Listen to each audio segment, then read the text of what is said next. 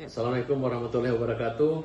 Farhad Abbas, Ketua Tim Pengacara Saket Tatal. Bagi kami, apapun putusan hari ini, Saket Tatal tetap bebas. Ya. Dan untuk koreksi, kami turut prihatin dengan ditolaknya 7 terpidana yang di penjara seumur hidup yang ditolak oleh Mahkamah Agung di peninjauan kembali.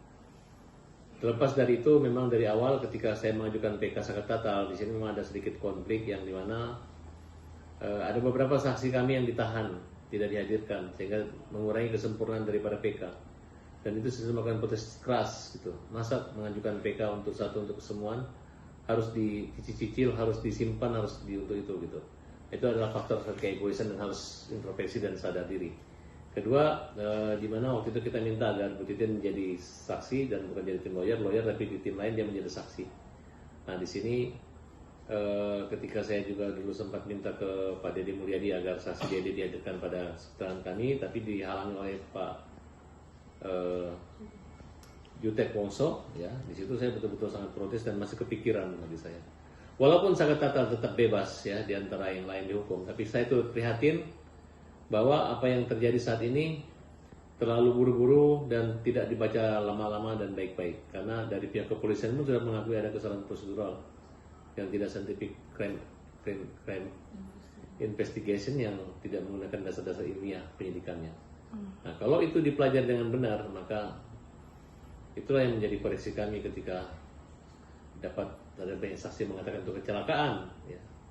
Nah, tapi kami masih tetap semangat, masih banyak upaya-upaya hukum lainnya, yaitu peninjauan kembali kedua selama kita bisa menggali semua bukti, karena si Dedi aja sudah mengaku dia memberi keterangan diarahkan oleh Rudiana dan sekarang sudah dilaporkan. Mudah-mudahan kalau putusannya terbukti nanti, maka itu akan menjadi satu pintu masuk lagi untuk ke-7 terpidana yang dihukum seumur hidup mengajukan peninjauan kembali yang kedua.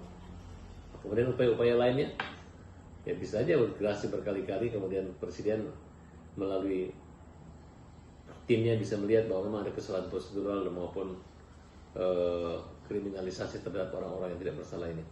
Dikaitkan dengan Peggy yang bebas, kemudian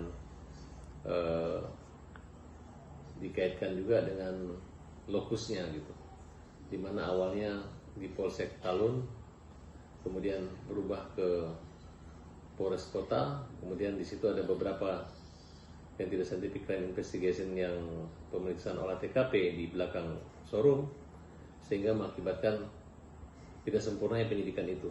Nah, kemudian adanya penyiksaan itu yang menurut saya kok begitu cepat dan mengatakan tidak ada novum. Nah, kemudian kita melihat hakim ketua majelisnya itu adalah hakim dari peradilan militer, sehingga ya saya nggak mau komentar itu. Kemudian faktor adanya pejabat Mahkamah Agung yang diproses hukum, kemudian adanya berita beberapa pemanggilan, itu mungkin membuat pengaruh independen daripada Mahkamah Agung dalam memutus perkara ini, karena jaksa sebagai termohon dalam peninjauan kembali, sedangkan mereka dalam pemeriksaan daripada Kejaksaan Agung gitu. Jadi kita nunggu suasana dan nunggu waktu saja, mungkin kita akan mengajukan lagi. Tapi khusus Saket Tatal kami tetap bebas dan tidak dipenjara. Yang saat ini Saket Tatal di luar penjara, yang di penjara hanya 7 terpidana lainnya. Dan kami tetap semangat. Terima kasih semua dukungan, semua tim media. Apapun yang terjadi saat ini tentu adalah atas kehendak Tuhan, dan segala upaya untuk keadilan ini tidak akan pernah berhenti sebelum keadilan itu tercapai. Salam pembela kaum lemah, Farhad Abbas. Oke.